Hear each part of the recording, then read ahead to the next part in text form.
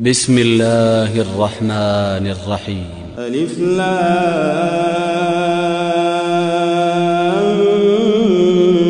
ميم.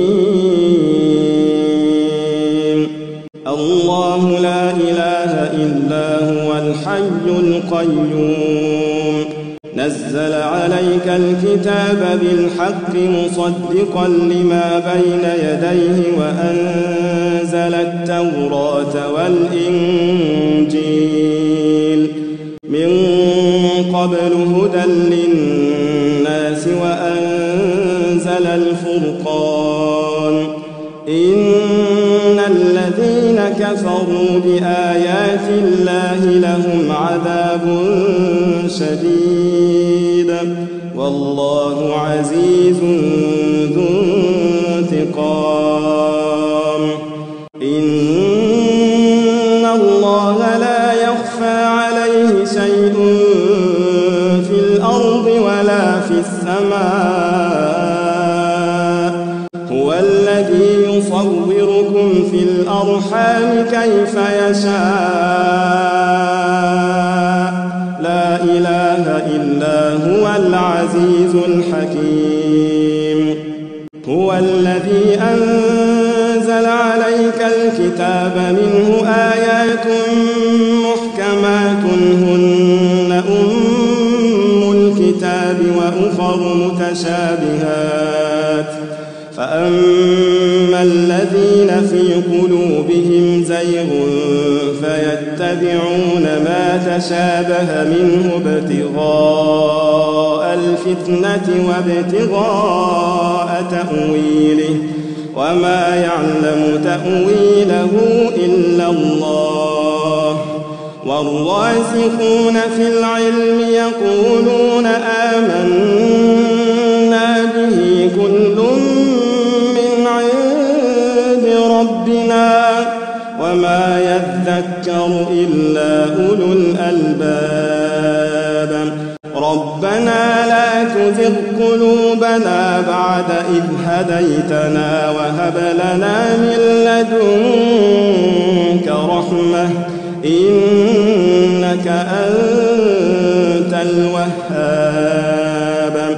ربنا إنك جامع الناس ليوم لا ريب فيه. ربنا إنك جامع الناس ليوم لا ريب فيه إن الله لا يخلف الميعاد.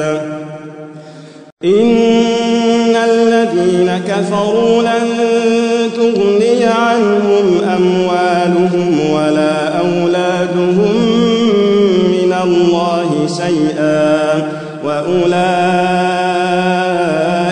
هم وقود النار.